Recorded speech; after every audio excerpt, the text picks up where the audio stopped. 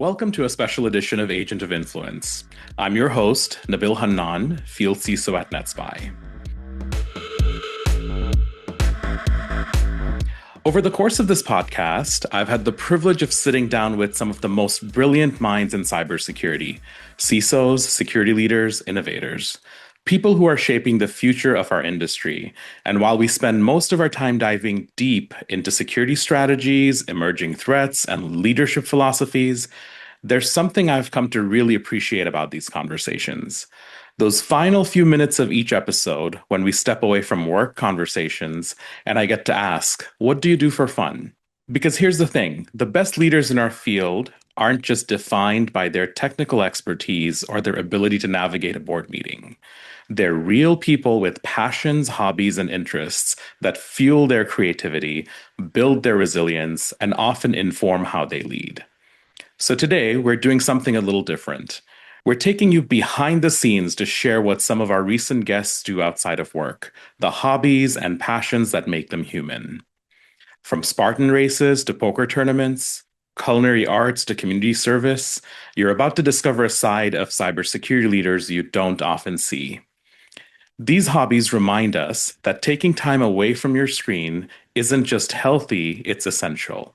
First up, let's talk about someone who embodies the idea that great leadership requires constant curiosity. Alyssa Robinson is the CISO at HubSpot, where she's responsible for securing one of the most widely used CRM platforms in the world. But when she's not thinking about passwordless authentication or data security, Alyssa is all about culinary creativity. So I'm a firm believer that everything we go through in life kind of shapes and molds us to be the leaders and practitioners that we are. You have a very unique background in the fact that you took a break during the tech crash and you went into the culinary arts. So can you share with us a little bit about what are some takeaways and lessons you had as you kind of deviated in your journey for a little bit and took a detour? And how do you apply that to your leadership style and just your day-to-day career today? I think cooking is interesting. Like, I think it has applications in a lot of different places. I think there's a few concepts that I think about when I think about like how things relate.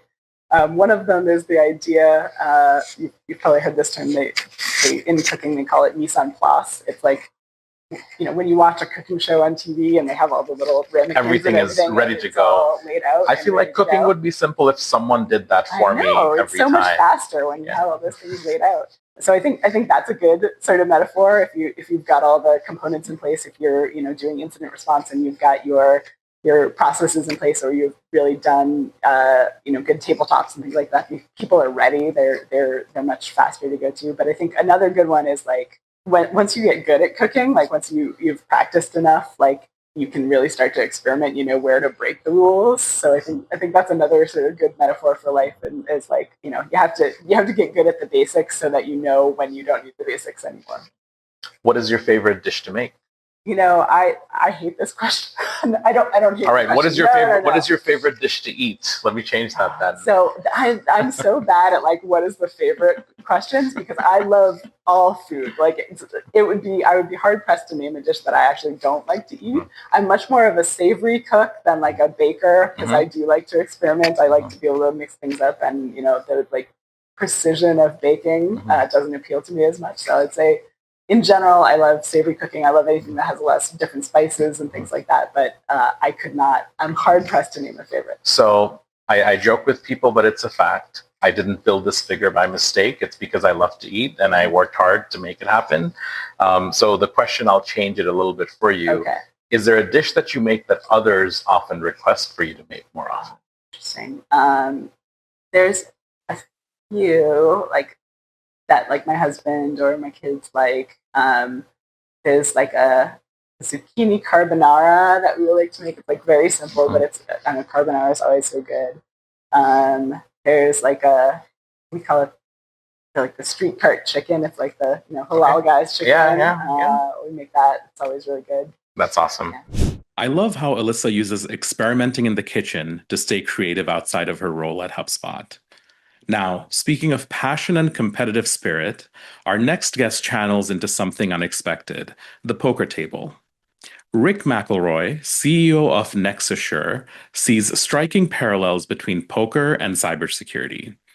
Both require reading the room, calculating probabilities, managing risk, and knowing when to go all in. One thing we always like to talk about before we let any of our guests go is non-security related things that they like to do for fun when they're not working in the security space.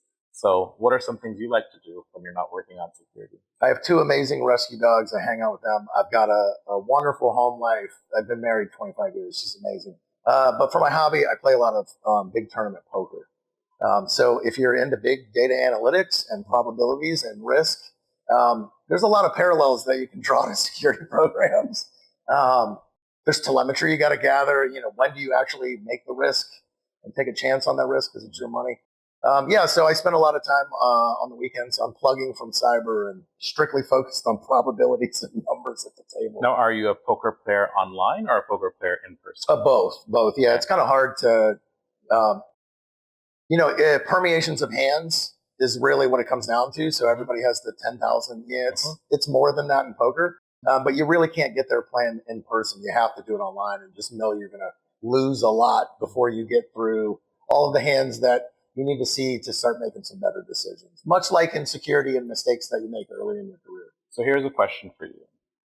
And this is controversial to many people, but if I classify poker as a game of skill versus a game of chance, what is the ratio of skill to chance to be successful in poker? Much higher on the skill side.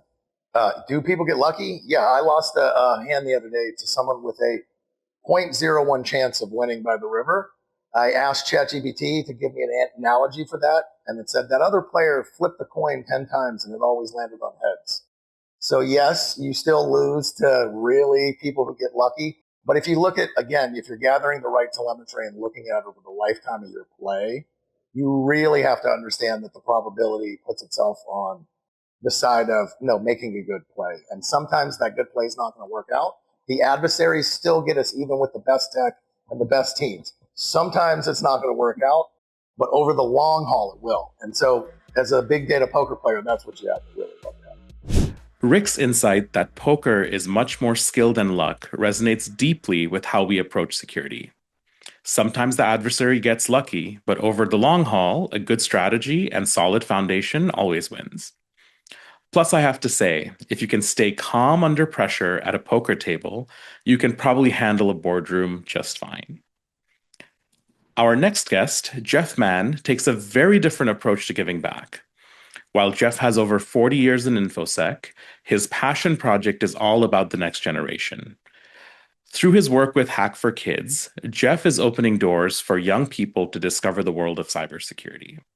I want to shift gears a little bit. Sure. I love talking to our guests about all the things they do outside of security and their day job. So you do a lot of things for Hack for Kids, and you've done that over the years. Can you share a little bit with us on what you've been doing there and why that was an area that you focused on? Yeah, I got involved. I met the organizers of Hack for Kids some years ago, and they heard about my background. As Hack for Kids is a nonprofit that tries to teach hacking skills to young people, usually adjacent to an existing hacker conference. So, hackers bring your kids. We'll expose them to lock picking, and we'll let them take old equipment and tear it apart to see what it looks like on the inside. There's math puzzles, there's crypto puzzles, just trying to expose them to all the different things that happen at a grown-up hacker conference. I got involved with that. I was invited to speak one year and talk about cryptography and things like that. And right before COVID, they invited me to join the board. And we talked about what role, and the thing that I wanted to focus on was trying to expand the offering, which I believe in, to a more diverse set of people. And my focus is more on trying to provide Hacking for Kids types of conferences to underserved communities. These conferences tend to happen in cities, but the kids that come tend to be the kids of the people coming from the suburbs, not the people that are coming in that actually live in the cities, the underserved communities, people that are not necessarily the same color of me, that type of thing. So that's been my focus. And of course, brought in right before COVID, and that kind of sidelined things for a while. But the overall plan, what I'm working on, is to try to produce what we're going to call Hack for Kids Urban, and try to produce a Hack for Kids conference. And I'm really trying to create a model that can be repeated in various cities.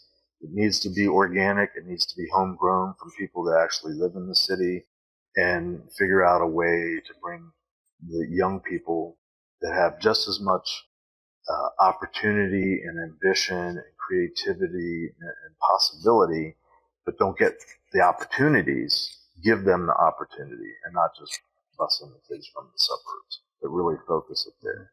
It's in the works. We've got a prototype planned. I live near Baltimore. I live in Maryland. I've got contacts and friends now at the Department of Commerce in the state of Maryland. I'm friends with the newly appointed Secretary of Commerce in the state of Maryland, a gentleman named Harry Coker Jr. He happens to be the former National Cyber Director of the White House from the previous administration. And he's of the same mind, and he's in the right place that we're going to make this happen. So our goal is to build the model first in Baltimore and make it repeatable so that it can pop up in other cities throughout the country. So I don't mean to get this song in your head, and if I do, I apologize ahead of time. But does Hack for Kids have a catchy tune like some of the other for kids organizations that I'm aware of? Not that I know of, but we should work on it. Jeff's commitment to bringing cybersecurity education to kids who might not otherwise have access will have generational impact. Now, if you think advising on vuln management program is intense, wait until you hear what Mark Goldenberg does to unwind. Mark, a senior security solution advisor at Defy Security, doesn't exactly take it easy on the weekends. In fact, he's out there tackling Spartan races. Before I let you go, I would love to know more about what you like to do outside of security and when you're not working. So what are some things you enjoy doing in your free time? Over the last number of years, I've been into obstacle racing. So that's been a passion of mine. Spartan races. So in the Spartan land, they have what's known as the trifecta. So they have different levels of races. Small, medium, and large. Goes from 5K all the way up to a half marathon, and even beyond that if you want to. So really my goal this year is achieve a double trifecta. That's running 2 half marathons, 2 10Ks, and 2 5Ks. And these are obstacle races, so it's elevation, it's hills, it's carrying heavy things, throwing things, climbing things. So really into that over the last couple of years. That's awesome. What's your target on when you want to accomplish that by this year? Well, I already have my my first one done and in the books. That was a half marathon I completed a couple of weeks ago. Oh, awesome. Congrats. And I got another one coming up in Monterey at the end of May this year. Excellent. Yeah. And I'm always trying to recruit security cohorts into the Spartan land too. So we can create maybe a Spartan security group. Love that. Love that. Absolutely. A double trifecta. Let that sink in. That means Mark is running multiple half marathons and 10Ks, not on smooth pavement, but through brutal terrain with obstacles at every turn. If that doesn't build mental toughness, I don't know what does. And honestly, it makes sense. The discipline required to excel in security is the same discipline that gets you through mile 10 of a Spartan race. Finally, let's talk about our last guest, Dave Edminster from Evotech. Dave's approach to balance is all about controlled intensity. He's found his outlet in Brazilian Jiu-Jitsu and lacrosse, 2 physically demanding activities that require focus, strategy, and willingness to get comfortable being uncomfortable. We like to get to know our guests and what they like to do outside of security and their day-to-day jobs. So anything you want to share about what you like to do for fun outside of your work? Sure. So I've been involved in Brazilian Jiu-Jitsu for a few years now. I actually find that it's kind of become my therapy and my meditation, because once I'm there on the mat, I don't have my phone with me. Nobody who's not in the school at that time can get a hold of me. I've got 3-4 hours where, cybersecurity and the world's crises can't interrupt me. I can just focus. But it's also kind of like, for me, a life lesson really is that get comfortable being uncomfortable. And Brazilian Jiu-Jitsu will definitely do that to you. Will help you understand that you can endure more than you think you can physically at times. And I've also been playing lacrosse for about the last 10 years, in both indoor and outdoor lacrosse. So I think I kind of focus on some physical activities when I'm not doing work, because it's a very different use of my mind and body when I get the chance to do that. What I love about these stories is that they remind us of something essential. The best security leaders aren't one-dimensional. They're well-rounded people with rich lives outside of work. And those outside pursuits, they make them better at what they do. So whether you're hitting the trail, the poker table, the golf course, or the dojo, keep investing in yourself beyond the screen. Thanks for listening to this special edition of Agent of Influence. Subscribe, share, and we'll see you next time.